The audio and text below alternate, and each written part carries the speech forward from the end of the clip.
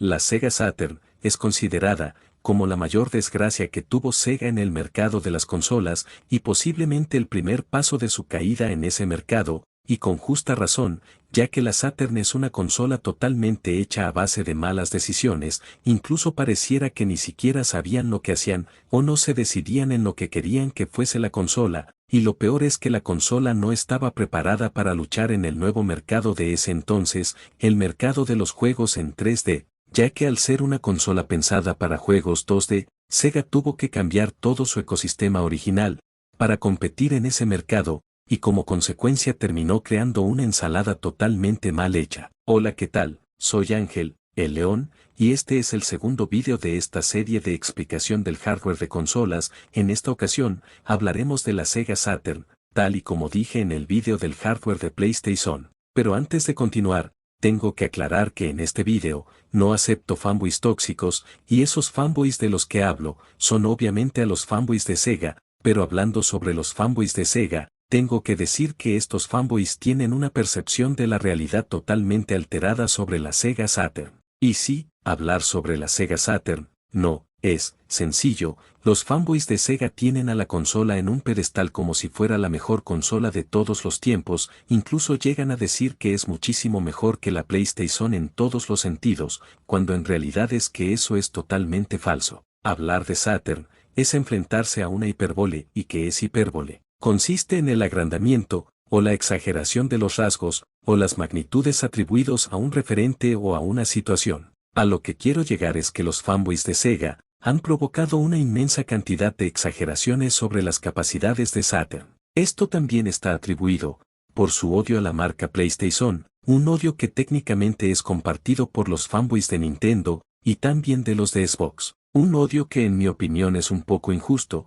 del que podría hacerle un vídeo respectivo. Pero ¿cómo es esto del odio hacia la marca PlayStation? Pues sí, es un odio tan ciego que los fanboys de Sega le tienen a la marca PlayStation, que incluso cuando se ve un vídeo comparando un juego de PlayStation y Saturn, se engañan a sí mismo y dicen que la versión de Saturn es mejor, a pesar de que claramente es lo contrario. Muy claro es que existen libros de propagandas creados por fanboys, y también sitios web que han creado una imagen distorsionada de las capacidades de la consola. El peor de esos sitios web es Sega Retro, una especie de wiki de Sega, que como se ve claramente, dicen cosas que solo favorecen a Sega, incluso falsedades, por lo que la realidad es que esta página no es confiable en la investigación. Todas mis investigaciones están hechas a base de fuentes confiables, y no hechas por fanboys, ni nada que favorezca a una marca u otra. Pero lo peor no es solo eso, también está el compendio de Tales from Mayas, es el libro de Sam Peters. El autor de este libro, es el mayor creador de fanfiction sobre Sega que te puedas imaginar, pero publicando un libro que es venerado por la prensa, se convierte por arte de magia, en una fuente válida, en un artículo de desinformación validado por la prensa. Esto no es la primera vez que ocurre, ha ocurrido en muchos otros campos, especialmente teorías de la conspiración, donde una fuente inicial que presume de fuentes, sin demostrar ni una, y acaban por crear una narrativa completamente falsa, que se reproduce como un virus y dibuja una imagen completamente falsa de la realidad histórica. Es por ello que, como dije al principio, hablar sobre Sega Saturn no es sencillo. Por la tremenda cantidad de desinformación, todo con tal de ocultar la verdad, y sumado al odio tan ciego que de los fanboys de Sega le tienen a la PlayStation, lo cual esto llegó demasiado lejos. Lo peor de todo es que los que juegan en contra de la información es el cruce de falsedades con la curva del olvido de los que allí estaban. Pero principalmente se ha de tener en cuenta una cosa, la mentalidad psicópata siempre miente para obtener su objetivo y mover su agenda, independientemente del nivel de banalidad del tema del que estén hablando. Entonces, ¿cómo explicamos el hardware de Saturn si hay fuentes erróneas, desentrañando cada pieza por pieza? Y por supuesto la maravillosa experiencia que tuvieron los propios desarrolladores al programar en ella. Voy a ser honesto, no me voy a meter de lleno, toda la historia de Sega y cómo perdió la generación ante Sony y la PlayStation, creo que eso lo podría hablar en un próximo video, sino que, como dije, vamos a hablar de los componentes de Saturn, y cómo Sega la cagó por completo. Como dije en un principio, la Saturn es como una ensalada mal hecha, ya que hay que recordar que es un sistema sumamente complejo, en el aspecto que hay sobre complicaciones que son estúpidamente absurdas, con varios chips en elementos donde Sega podría haber optado por una solución más simple como es el subsistema del CD-ROM y el subsistema de sonido. Saturn rompe por completo con la configuración de las consolas de sobremesa de Sega anteriores a la misma para optar por un diseño derivado del System 24 y del System 32 pero único a su manera. En todo caso, pese a las críticas hacia Saturn, el salto técnico respecto a la Genesis es impresionante, incluso tratándose de una consola basada en patrones Osprey-X, se ha de tener en cuenta que si la comparamos con el hardware de la época es mucho más avanzada. ¿En qué me baso? En que técnicamente barre el suelo con la consola de aquella época, la 3DO, y el único motivo por el cual es criticada, es porque la consola palidece por completo ante ese milagro de la ingeniería que es la PlayStation original. Por ejemplo, el bloque del CD-ROM y el bloque del audio es bastante complejo y tiene un trabajo de sobreingeniería sobre el mismo que encarece enormemente el precio final de la consola en comparación con otros sistemas contemporáneos. ¿Cómo se organiza todo? Pues a través de la Sega Control Unit, un chip que se encarga de la comunicación entre las diferentes unidades y que tiene 3 canales distintos. El ABUS comunica el SCU con el subsistema del CD-ROM y con el SLAT de cartuchos. El BBUS comunica el SCU con el VDP1, el VDP2 y el subsistema de audio. El CBUS comunica el SCU con los 2X Hitachi SH2. Esto significa que los 2 MB de memoria principal que tiene el sistema son exclusivos en acceso de ambos SH2. El SCU funciona a unos 14.3 MHz de velocidad pero se comunica con un bus de 28.6 MHz de velocidad con los diferentes canales existentes, pero siempre tomando un canal de origen y otro de destino, excepto en las partes donde haya una memoria ROM y por tanto solo de lectura. El SCU en realidad es un pseudo-blitter camuflado desde el momento en que tiene una unidad de SP en su interior con el que se pueden realizar una serie de instrucciones con el flujo de datos. El problema, el DSP en el SCU no es más rápido que el uso del segundo SH2, es una reliquia de cuando Saturn se basaba en una sola CPU e incluso las herramientas para facilitar el desarrollo como es el Sega GL prescinden del mismo. El motivo, la instrucción MAC, suma y multiplicación en un ciclo, es realizada por el SH2 de forma mucho más rápida, dejando al DSP en el SCU como un vestigio de una versión preliminar del diseño de la consola. Ahora vamos por una de las partes más chicha de esta clase, y que seguramente es la que todos saben, y que tienen a la gente dividida. Normalmente los fanboys de Sega lo consideran una ventaja, pero otros lo consideran un cuello de botella. Y sí, estoy hablando del doble procesador, o el doble CPU. La CPU es un Hitachi SH2 colocado en modo maestro esclavo, posee unos 28.96 MHz, lo cual está un poco por debajo del Mix R3000 de PlayStation, cuya potencia es 33.86 MHz. Normalmente, solo un SH2 está activado y los desarrolladores tienen que invocar al segundo SH2. Pero ojo, esto no se trata de una configuración multinúcleo, desde el momento en que ambos chips comparten el acceso a la RAM del sistema. No se trata de que una CPU desactiva a la otra a la hora de acceder a la memoria, ya que cada uno de ellos tiene unos 4 KB de cache L1, que se puede utilizar como memoria Scratchpad RAM, y por lo tanto, como RAM privada, convirtiendo al segundo SH2 en un coprocesador del primero. La instrucción MAC del SH2 es realmente útil para la multiplicación, o suma de matrices y esto forma parte de cualquier pipeline en 3D. El SH2 hubiese servido como un poderoso motor geométrico de triángulos y el VDP1 hubiese tenido un mecanismo para rasterizarlos. Pero oído al tambor, el problema con esto es que no hubiese llegado al rendimiento de la PlayStation. La Saturn aún seguía estando por debajo de la consola de Sony, pero se le acerca bastante. El caso es que quiero que la gente entienda que el doble SH2 no es el cuello de botella si hablamos del rendimiento. No obstante, la decisión de Hideki Sato de escoger este procesador para Saturn cuando no estaba ni terminado, le acabaría pasando una tremenda factura a Sega. Sega durante la vida de la consola acabaría desarrollando una serie de librerías de uso común, como la Sega Basic Library y la Sega Graphics Library. Lamentablemente la situación en lo que es el desarrollo no mejoraría. La elección del doble SH2 complicaría las cosas de sobremanera a los desarrolladores, quienes vieron que el tiempo necesario en conseguir unos resultados mínimos era mucho más grande que la competencia, y eso era dinero de más a gastar en la producción de los juegos. En realidad, en la era de los 8 y los 16 bits no sería común hacerlo, pero la 3DO y luego PlayStation le darían una importancia de cara a facilitar el desarrollo de los juegos. A pesar de estas explicaciones, los fanboys de Sega siguen insistiendo que la consola es mejor, evidenciando su amor ciego por la Saturn. Y lo interesante es que muchos comparan la Saturn con la PlayStation 3 en cuanto a los problemas de programación, pero como dije en el video de la PlayStation, no son el mismo problema, ya que el procesador Cell de la PlayStation 3 ya era por naturaleza difícil de programar,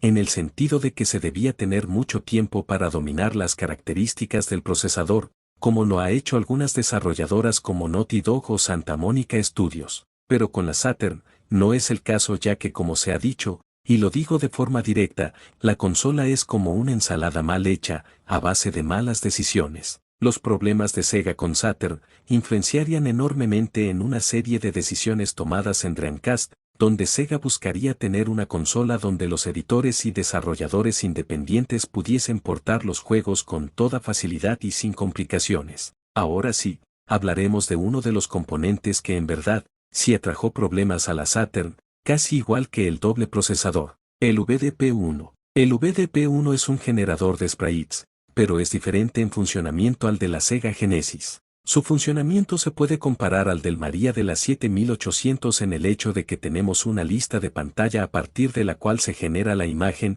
solo que en el caso que nos ocupa, el VDP-1 trabaja a nivel de pantalla completa, dado que tenemos un buffer de imagen, el cual como mucho puede ser de 256 píxeles en vertical y cualquier número de píxeles en horizontal, siempre y cuando sea multiple de 8 y quepa en el buffer de imagen, que es de 256 KB. Los sprites pueden ser de cualquier tamaño, incluyendo el framebuffer entero, y con unos 4, 8 o 16 bits de color, en realidad 15 bits y bit transparente. El VDP-1 es el cuello de botella de todo el hardware de Saturn y el responsable primero de su enorme complejidad por un hecho muy concreto: el equipo de Hideki Sato, en vez de solventar los problemas de rendimiento del VDP-1, lo que hizo fue hacer mucho más complejo el resto del sistema e incluso añadir el VDP-2 como solución de última hora. El primer problema del VDP-1 es cómo tiene organizada su memoria. En vez de tener su memoria organizada en un solo pozo de memoria, lo que tenía eran dos pozos que eran monopuerto, que eran la VRAM y el framebuffer. Entender el VDP-1 y sus limitaciones es esencial para entender a la Saturn. Supongamos que queremos llenar todo el buffer de imagen con un solo sprite que ocupe todo el espacio y que sea de un solo color. Una tontería, lo sé. ¿Cómo medimos el rendimiento? La fórmula general para rellenar un sprite de un solo color era así. ¿Cuál era el motivo de ello? Como veremos más adelante, de manera que nadie entiende, la color RAM se situaba en unos 4 KB internos en el VDP2, por lo que una simple lectura de la color RAM duplicaba la cantidad de ciclos. Si el VDP1 hubiese tenido una color RAM interna y la capacidad de leer y escribir al mismo tiempo en la misma, entonces tendríamos esto. Atentos todos, porque se vienen curvas. En esta parte voy a explicar algunas posibilidades, o varios escenarios posibles, para que entiendan cómo fluctúa el rendimiento del VDP1 con una configuración adecuada y con otra que no lo es, así que si quieren, pueden pausar para que puedan leer mejor, pero atentos todos. En el primer ejemplo, supongamos que tenemos una imagen de 1024*256 píxeles con un solo color. Entonces,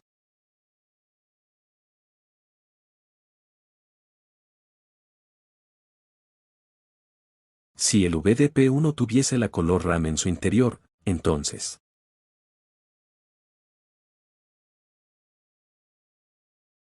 pero para conseguir dicho rendimiento hubiese sido necesaria una memoria a 28.6 MHz o permitir que el VDP1 pudiese escribir varios píxeles en el buffer de imagen por ciclo. Si hablábamos de mapeado de texturas o de aplicar un sprite, entonces la fórmula general pasaba a ser: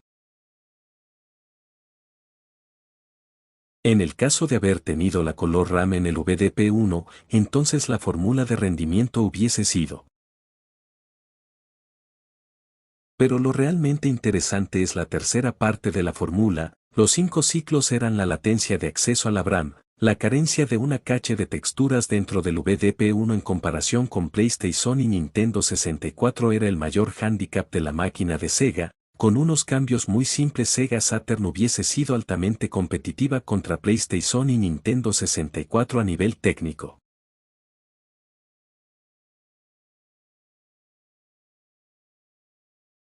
Tomando como base el VDP1 a 28.6 MHz, podemos saber a nivel teórico el rendimiento que hubiese tenido un VDP1 levemente mejorado a nivel poligonal con el mapeado de texturas.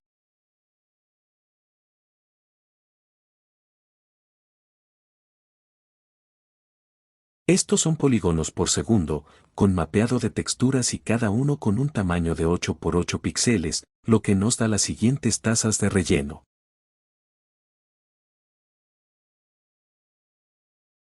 Las cuales están por debajo de la tasa de relleno máxima de Saturn, por lo que los cambios hubiesen sido mínimos en el esquema de memoria, pero aún nos queda el último escenario, que es el de texturizado y growth shading, cuya fórmula general para el VDP1.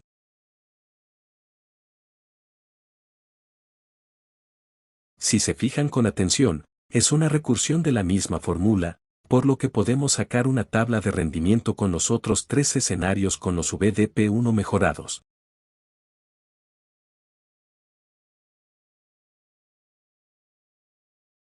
A nivel poligonal, esto nos daría el siguiente rendimiento. Y en cuanto a la tasa de relleno,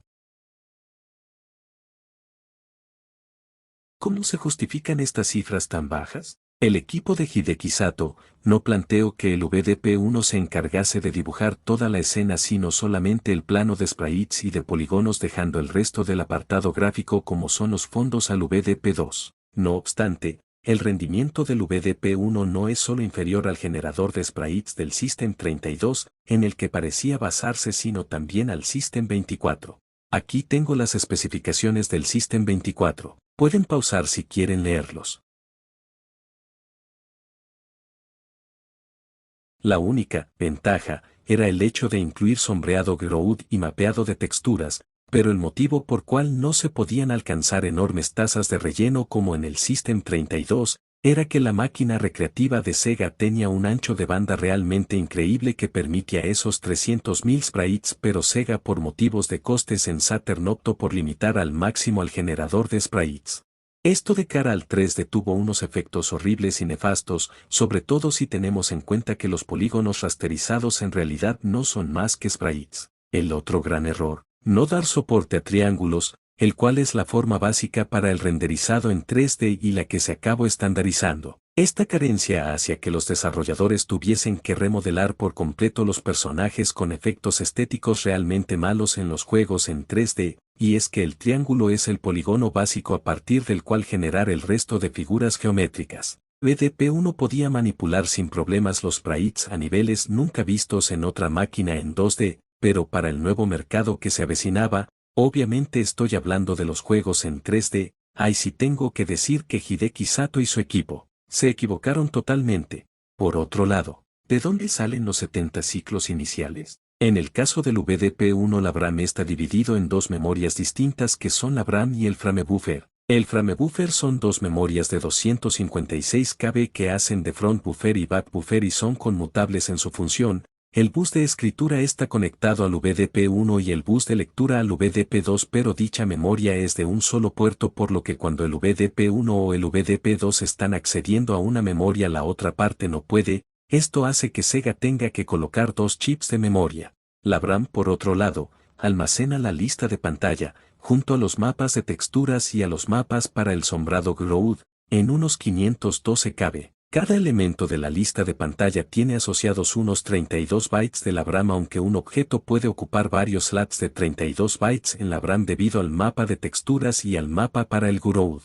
Si bien, la PlayStation también está alejada del rendimiento del System 32 en cuanto a tasa de relleno, está limitada en teoría a 4000 sprites, o polígonos de 8 por 8 píxeles a 30 fps, estos son 120.000 polígonos por segundo, y dada la velocidad de la GPU de PlayStation que es de 33 MHz, estos son unos 275 ciclos. Y aquí viene la parte más interesante. Durante años se ha especulado acerca de qué hubiese ocurrido si la RAM y el framebuffer del VDP1 hubiesen estado unificados en un solo pozo, pero sobre todo si Sega hubiese creado un chipset en 3D como la GPU de la primera PlayStation. ¿Cómo es que Sega no lo hizo? ¿Cómo puede ser que Sega dejara escapar esa oportunidad? Yo creo, repito, yo creo, que Hideki Sato y su equipo no tenían ni idea sobre el 3D, y por lo tanto desconocían el cómo hacerlo. Es por eso que el VDP1 es como es, y cuando se estaban preparando para crear a la Dreamcast,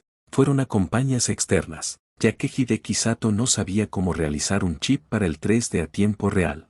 Con las tazas de relleno del VDP1, existe un problema enorme, de ahí la existencia del VDP2 para generar los fondos y paliar dicho problema, pero esto al mismo tiempo resulta en un encarecimiento del hardware. En un entorno completamente 2D, el VDP2 tiene sentido, pero en el nuevo paradigma, que obviamente eran los juegos en 3D, era completamente inútil. Es por todo ello, y que digo siempre, que la Sega Saturn no es una verdadera consola en 3D, y siempre fue una consola hecha para juegos en 2D, y la verdadera y primera consola en 3D de toda la historia es la PlayStation, pero claro, la 3DO podía haber sido la primera, pero como esa consola estaba tremendamente limitada, no logró ese objetivo. Y a pesar de todo lo explicado en este video, aún sigue habiendo tanta gente, o mejor dicho tantos fanboys de Sega tan tercos, que no se les mete la cabeza que la Saturn es una consola que tuvo muchos problemas desde sus inicios,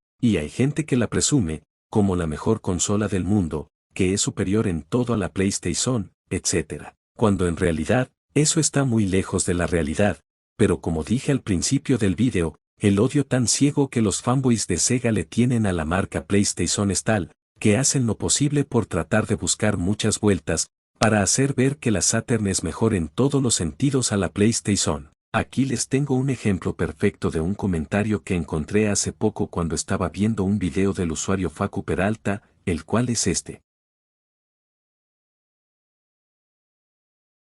Con tan solo leerlo ya vemos una de sus equivocaciones, y es sobre los VDP, que obviamente se está refiriendo a los VDP1 y VDP2, que según dice que los VDP, hacían que la Saturn tuviera más potencia que la PlayStation en los juegos en 3D, lo cual es falso, porque como ya expliqué antes, en un entorno totalmente 2D tanto el VDP1 como el VDP2, tienen sentido, pero en un entorno totalmente 3D, son completamente inútiles. Eso y sumado a que la Saturn no posee un chip dedicado al 3D, porque al parecer, el propio Hideki Sato, no tenía ni idea de cómo hacer un chip dedicado al 3D, de ahí el por qué con la Dreamcast, tuvieron que ir con compañías externas. Pero lo que más me intriga es esta parte que dice, que si tuvieran los planos de la Sega Saturn podrían explotar sus capacidades, lo cual es estúpido al 1000%, ya que no importa si tuvieran los planos completos, lo mismo planos te dirían que el VDP1 y el VDP2 sirven para el 2D.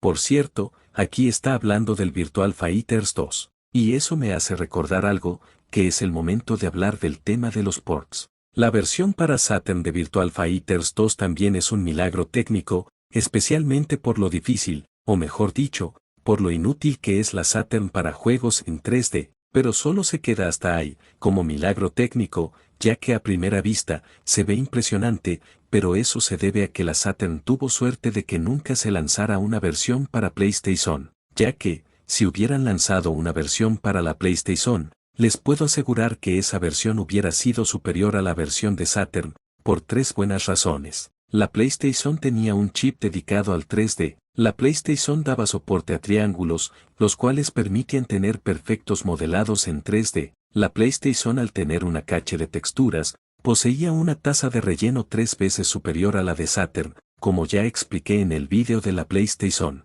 Seguramente muchos fanboys de Sega ya deben estar totalmente ardidos, pero esa es la realidad. El ejemplo perfecto de esto es la conversión del Battle Royale Toshiba, cuya versión superior es la de PlayStation. Muchos quieren excusarse, diciendo que eso se debe a que el juego se hizo primero en PlayStation y luego se porteó a Saturn. Pero como he explicado en mi video de la PlayStation, la Saturn y la PlayStation no podían tener ports directos. Cada uno tenía que tener una versión hecha desde cero, debido a que Saturn manejaba quacks y la PlayStation manejaba triángulos. Y además, en su mayoría, los primeros juegos lanzados en PlayStation eran juegos hechos primero en Saturn y luego se creaba una versión para PlayStation, pasando de quacks a triángulos. Eso, y sumado a que entre los años 1994, 1995 y 1996, Sony proporcionó unos kits de desarrollos que eran muy limitados, lo que provocaba que la PlayStation no fuera usada a sus máximas capacidades, y no fue hasta el año 1997 donde Sony proporcionó nuevos kits de desarrollo que sí explotaban las capacidades de la consola, aunque ya para ese año, la Saturn ya estaba totalmente herida de muerte en el mercado. Aprovechando el momento, muchos dicen que el Virtual Fighters 2 de Saturn es muchísimo mejor que los juegos de Tekken para PlayStation, y más o menos podría decirse que es cierto. Pero ¿qué pasaría si les dijera que hay dos juegos de lucha en PlayStation que son altamente superiores a los de Tekken e incluso a los del Virtual Fighters 2? Así es, y según el usuario La Poción Roja, son juegos que parecen de PlayStation 2. El primero de estos es Tobal 2, el cual hay que reconocer que este juego posee unos gráficos impresionantes, que incluso se aleja de los efectos poligonales que siempre suelen tener la mayoría de juegos de la PlayStation 1. Pero el siguiente sí que me deja boquiabierto, Bloody Roar 2, un juego de lucha que demuestra las capacidades de la PlayStation para los juegos en 3D, y aquí viene la mejor parte, los personajes pueden transformarse, algo que para mí es increíble, y esto es mucho antes de que salieran los videojuegos de Dragon Ball Z Budokai. El problema es que muchos prefieren comparar los juegos más populares de la consola, como por ejemplo los Tekken, para definir qué tan buena es una consola, ignorando por completo que la PlayStation posee un inmenso catálogo de juegos, y muchos de ellos demuestran por completo una tremenda calidad gráfica a pesar de ser desconocidos en su mayoría. Pero si hablamos de los juegos en 2D, obviamente la Saturn sí es experta en este apartado, porque como ya expliqué, el VDP1 y el VDP2 tienen sentido en lo que se refiere al 2D, pero en el caso de la PlayStation, la consola de Sony es una consola full 3D, por lo que tenía que usar efectos 3D que disimulen el 2D, como ya había explicado en el vídeo de la PlayStation, la GPU de PlayStation disimulaba los sprites,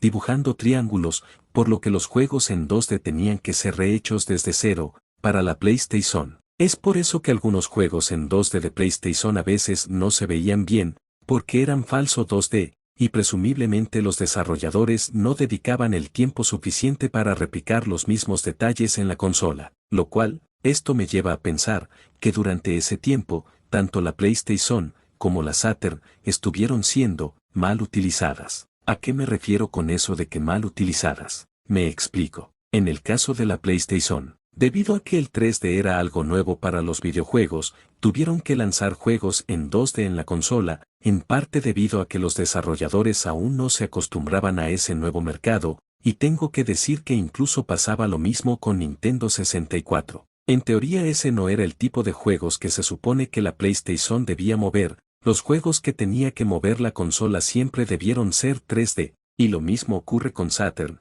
la consola de Sega debía mover juegos en 2D, porque así lo exigían sus componentes, pero debido a este nuevo mercado, provocaron que Hideki Sato tuviera que hacer estos nuevos cambios de último momento a la Saturn, para que la consola haga un intento de mover 3D, cosa que al final salió mal, ya que como expliqué, el VDP1 terminó siendo un completo cuello de botella para la consola, eso y sumamos a que Hideki Sato no proporcionó un chip dedicado al 3D, aparentemente porque Hideki Sato no tenía ni idea de cómo hacer uno. Y tampoco hizo que la consola moviera triángulos, los cuales eran necesarios para el 3D. ¿Y qué es lo que tenían que hacer con Saturn entonces? Bueno, habían algunas formas sencillas de que la Saturn pudiera mover 3D, entre comillas, de una manera sin que la máquina explote. Aquí están las opiniones: usar raycasting, usar gráficos 3D pre-renderizados, o deformación de sprites. Les recomiendo ver un vídeo del usuario Hinsu, que explica con detalles estos métodos de falso 3D. Pero bueno,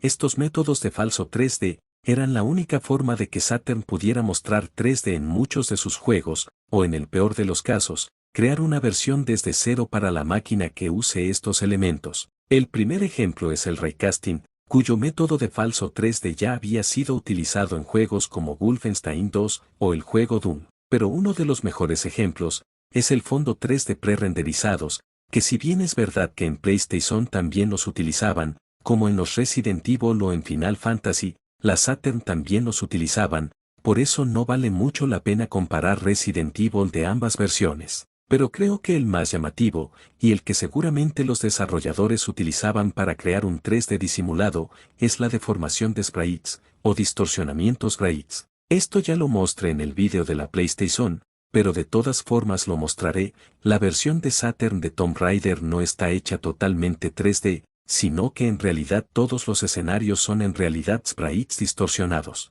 La Saturn tenía que usar una gran cantidad de sprites en 2D, los distorsionaban y los repartían por todo el escenario. Todos estos son texturas cuadradas, son sprites que se deforman para encajar en toda la pantalla. Sin embargo, esta técnica es un poco complicado, y había que esforzarse mucho para encajar los sprites ahí. Como pueden ver, al ya no estar deformadas, se ven agujeros porque ya no tienen la forma para encajar ahí. Es muy probable que muchos juegos en Saturn hayan tenido que utilizar este método para mostrar falso 3D, porque como dije antes, a la Saturn le costaba realmente mostrar juegos con 3D real, en parte debido a la falta de un chip dedicado al 3D y al no dar soporte a triángulos, algo que la PlayStation sí tiene. Y como bono extra, la PlayStation 1 al tener una caché de texturas le daba una tasa de relleno 3 veces superior a la de Saturn. Pero volviendo con Tomb Raider, como pueden ver, aquí están las mallas donde deben estar cada sprite distorsionado, y eso es algo bastante complicado de hacer, y eso lleva mucho tiempo de desarrollo. Es muy posible que los desarrolladores debían usar este truco de distorsión de sprites para muchos de los juegos en Saturn para mostrar 3D, entre comillas. Y eso me lleva a un juego con el que, siendo honesto, me siento muy escéptico, y sí, el juego que me refiero, es el supuesto Shenmue, para esta consola. Este supuesto Shenmue fue mostrado en un tráiler, para la Sega Saturn, pero como dije me siento muy escéptico con esto, ya que como he explicado en todo el vídeo, si esto fuera hecho en PlayStation, yo sí me lo creería, pero con Saturn no. La Saturn, al carecer de un chip dedicado al 3D, y no dar soporte a triángulos y, mucho menos tener una caché de texturas, y el VDP1 siendo el cuello de botella. Por lo tanto es francamente imposible que este juego en 3D de tal magnitud corriera en Saturn, por lo que no se sabe si esto es real, o solo un tráiler falso, ya que nunca se lanzó una demo para probarla en una Saturn o en un emulador. A menos que este juego use el método de distorsión de sprites, ahí sí tendría sentido, pero como dije, eso jamás lo sabremos. Pero bueno, ya hemos hablado bastante de las comparaciones, aún hay mucho que explicar, prácticamente hablé más del VDP1 que el del 2. Y eso es en lo que voy a hablar ahora, ya que hay ciertas cositas que tengo que explicar sobre el VDP2. El VDP2 es en realidad un chip de audio retransformado en un chip gráfico, o más bien reposicionado que trabaja con hasta 5 pistas simultáneamente, siendo una de las pistas, el framebuffer del VDP1 y otras, unos 4 fondos completos que se encuentran almacenados cada uno de ellos en 128 KB de memoria, teniendo unos 512 KB de memoria asignada. Lo que hace el VDP2 es combinar de 2 a 5 planos distintos, cada una de unos 320 por 224 y permitiendo efectos de blending entre las diferentes capas y unas capacidades de manipulación de cada una de ellas impresionante. Sus capacidades se resumen en la siguiente lista: puede leer el buffer frontal, mientras el VDP1 genera el buffer trasero del VDP1 y manipularlo como si fuese un sprite con muy pocas instrucciones al vuelo y sin intervención de la CPU. Por ejemplo, puede rotar a tiempo real todo el buffer de imagen sin que la CPU y el VDP1 tengan que calcular y rotar uno por uno los bytes. Puede generar 4 planos de scroll o 2 planos rotatorios en un mismo fotograma. El VDP2 puede aplicar efectos de transparencia sobre los diferentes elementos, eso sí, la transparencia es del tipo aditiva y no multiplicativa, por lo que su precisión es menor. Este truco es utilizado por juegos como Burning Rangers y Grandia para aplicar transparencias. El VDP2 puede operar a nivel de píxel, patrón o sprite, o quad, buffer de imagen entero a la hora de realizar una manipulación. El motivo por el cual lo comparo con un chip de audio, Pensad en 4 pistas de audio que se pueden combinar entre sí y tendréis la respuesta de su naturaleza real. A pesar de la parte del chip de audio, el VDP2 es un procesador gráfico atípico, si bien, no tiene igual en lo que a gráficos se refiere, es más, es mucho más avanzado que cualquier procesador gráfico de fondos incluidos los utilizados por la propia Sega en sus recreativas y es una descompensación curiosa en Saturn. En realidad en la transición al 3D a tiempo real una pieza como el VDP2 es un concepto sin sentido, y eso ya lo dejé bastante claro minutos atrás, pero aún así sirve para darle una personalidad propia a Saturn, bueno más o menos, ya que el VDP2 es para tapar las limitaciones del VDP1, o más bien de la propia Sega a la hora de hacer un hardware para el 3D a tiempo real en esos tiempos, porque como lo dije, el propio Hideki Sato no tenía ni idea de cómo hacer un chip dedicado al 3D a tiempo real. El VDP2 además tiene una serie de pins de entrada,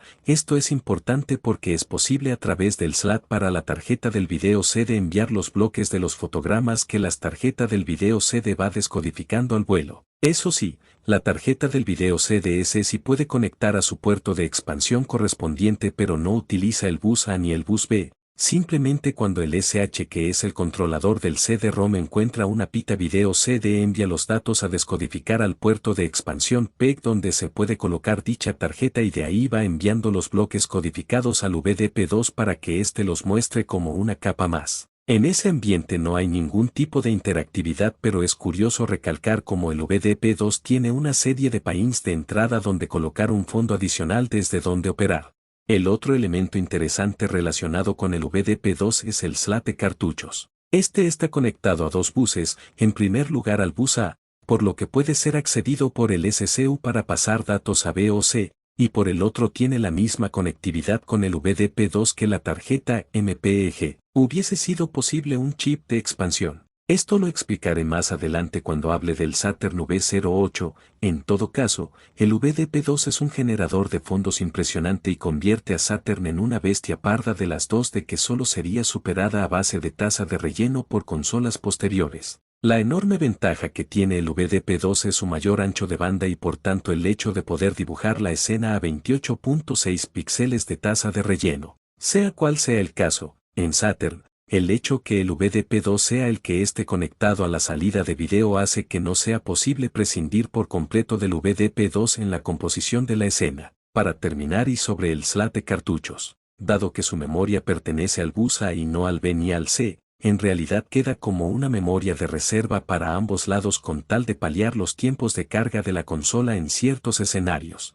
Ahora sí vamos a hablar sobre el Saturn V08, pero antes de eso, hay que retomar este comentario de este usuario que les mostré hace rato, porque dijo algo acerca de Nvidia, y eso es algo interesante, que les explicaré ahora mismo. La Saturn V08 fue un acuerdo entre Sega y, la por aquel entonces, Novell Nvidia con tal de sustituir el complejo hardware de Saturn y tener una arquitectura mucho más barata en costes. En la página sega-16.com, hay una curiosa entrevista con Mike Wallis, miembro del Sega Technical Institute, donde en una parte de la misma se puede leer lo siguiente. Sé que la imagen está algo borrosa y en inglés, pero aquí tengo su traducción. ¿Crees que el 32X habría podido manejar Extreme? ¿Era el hardware lo suficientemente potente? Es difícil de decir. Durante esta etapa de desarrollo, el diseño del juego todavía era muy temprano y aún no se había definido completamente, por lo que no está claro si el diseño incluso habría requerido, en términos de tecnología, casi lo que Extreme finalmente se convirtió. El equipo tampoco había pasado mucho tiempo con la tecnología 32X antes de que nos ordenara comenzar a centrarnos en la plataforma Secret V08, mencionada en la entrevista de Peter Moraviese, y luego en Saturn.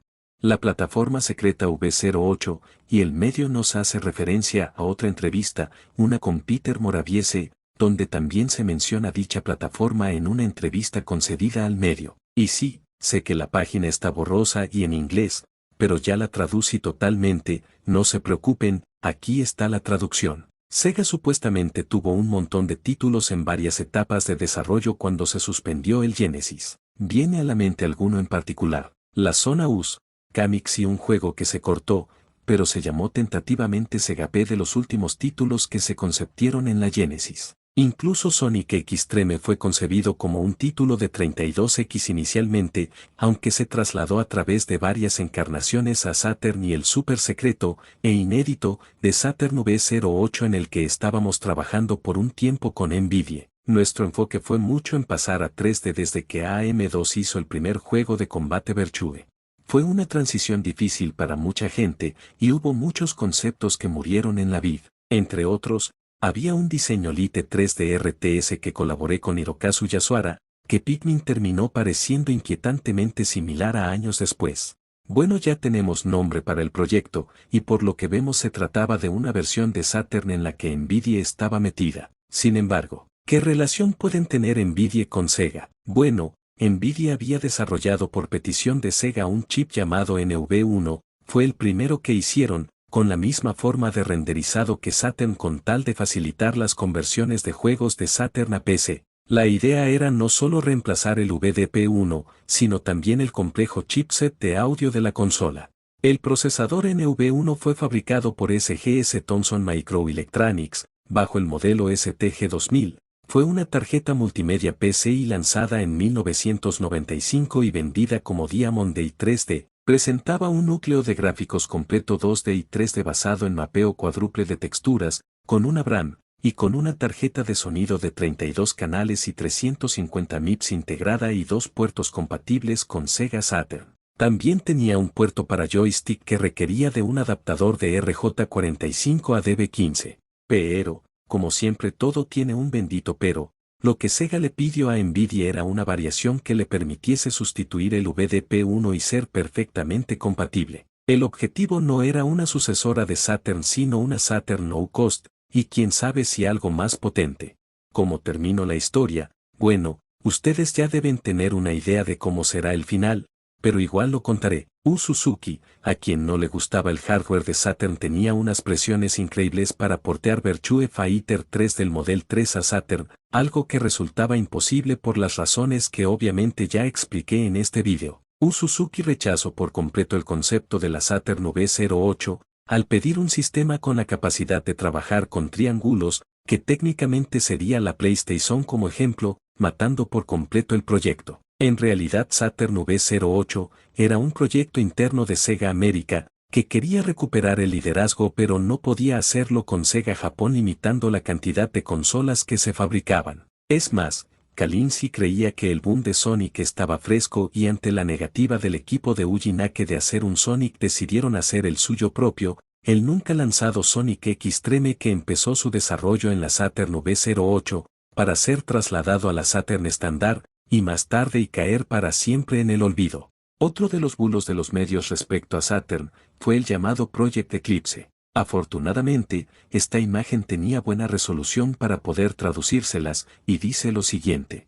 Cuando lanzaron su Saturn, la gente de Sega insistió en que estaba tan avanzado que no necesitarían lanzar un nuevo sistema durante 5 años. Dado que el Saturn ya ha demostrado ser menos poderoso que la PlayStation, y ciertamente el Ultra 64 y M2, es probable que Sega intente perforar el poder del Saturn utilizando un módulo complementario para su puerto de expansión. El nombre de código para este acelerador de 64 bits es el Sega Eclipse. Pero después de la decepcionante escasez de software que continúa afectando el módulo 32-X de Sega para el Genesis, será interesante ver si los consumidores confiarán en Sega para entregar los productos. Según una fuente dentro de Sega, los juegos de Eclipse de 64 bits ya están en los tableros de dibujo y entrarán en desarrollo este año. La fecha de lanzamiento de este módulo de expansión no se conoce y el producto en sí no se ha anunciado oficialmente, por lo que el futuro para el Eclipse de Sega queda por ver.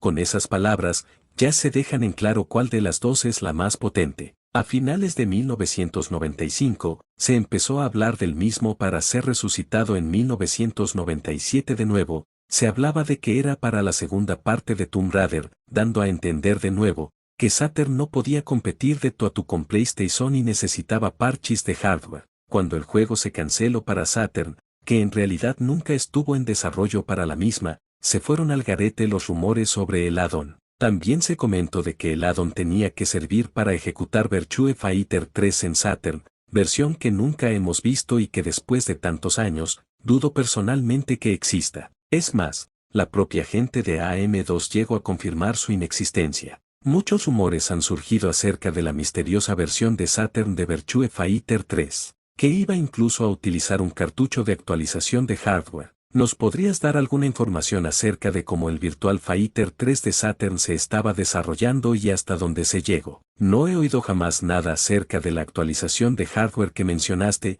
así que, no te puedo decir nada. Por aquellos tiempos el señor Suzuki estaba trabajando en conseguir que Shenmue despegara. ¿Estuvo alguna vez en la rampa de lanzamiento, o todo el mundo asumió que se haría para Dreamcast? Virtua Fighter 3 tenía elementos variables en el escenario, como pisos a diferentes alturas y cosas así. La Saturn no era capaz de renderizar estos, así que lo mantuvimos a la espera hasta la Dreamcast.